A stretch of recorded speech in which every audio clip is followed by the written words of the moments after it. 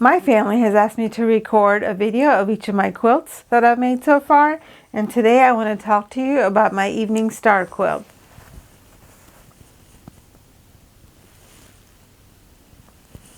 It's a wall hanging size quilt, maybe a baby quilt. The pattern for this quilt comes from the book Sweet and Simple Baby Quilts. It's by Hickey. I started making baby quilts because I thought they would be a good way for me to learn how to make quilts. I had a really hard time with learning how to free motion quilt.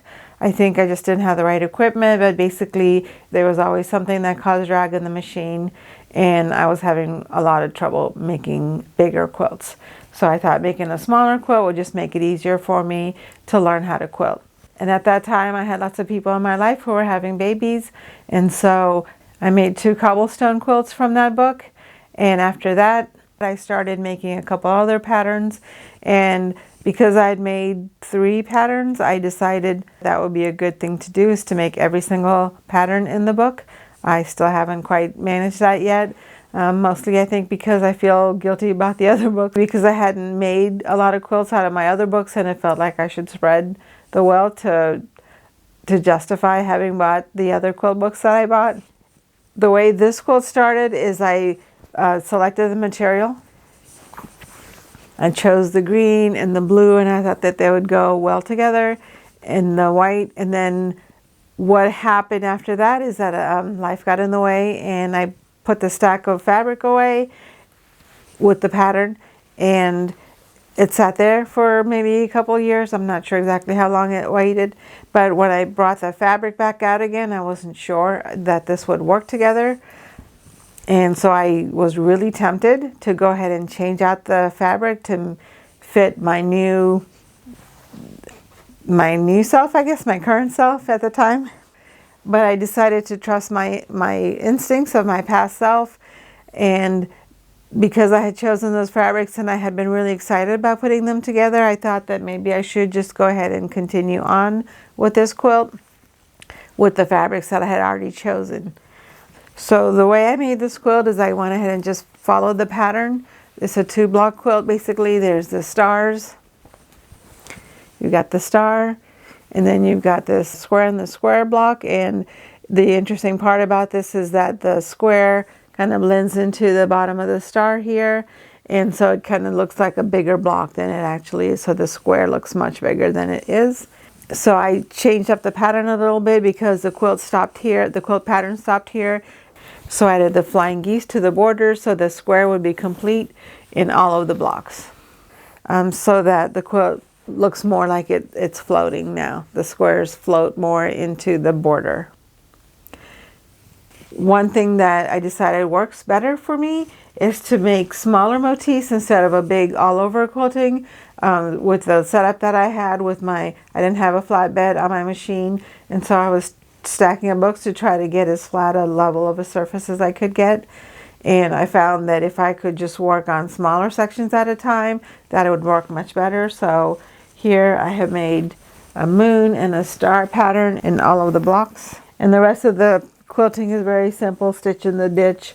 I stitched in the ditch around the stars, but I did make this, I did stitch a square, so I continued on as I was sewing straight lines all the way across diagonally. So I'm really happy with this quilt. I'm really happy with the way it turned out. It kind of reminds me, it makes me feel like the calm that you feel when all the busyness of the workday is over, and you can just relax, sit back and relax a little bit and enjoy looking at the moon and the stars. And so that's why I'm calling this quilt Evening Stars. On the back of the quilt is a solid fabric, which is the same as the border fabric. I do have a hanging sleeve in here. This is back when I was making hanging sleeves. Now that I have the hooks, I don't add hanging sleeves anymore. You can see that this quilt was made in 2007. Oh, the other thing that I did for the border is I made these stars for the border. And this is a pattern that I like to use in a lot of my quilts because it's easier to quilt in the border than it is in the center of the quilt, because you can keep most of the quilt outside of the sewing machine, so you don't have to worry about the bulk in the machine. that I was really able to make continuous line free motion quilting, and that made me really happy.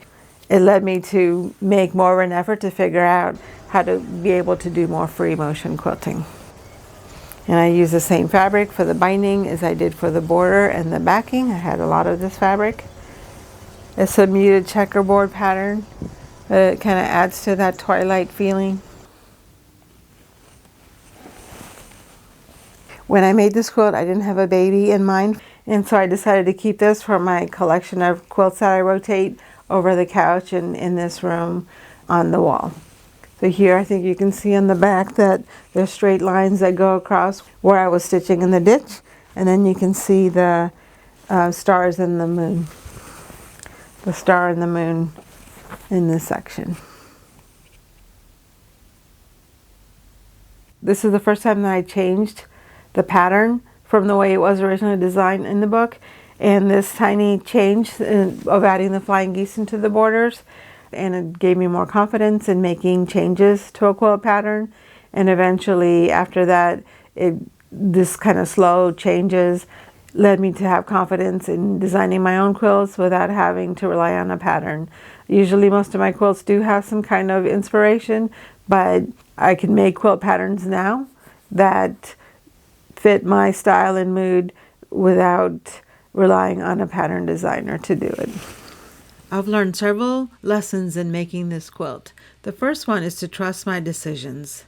The second one is that small changes can make a big impact on your quilt, and also I can take baby steps towards growth. I don't have to learn everything all at once.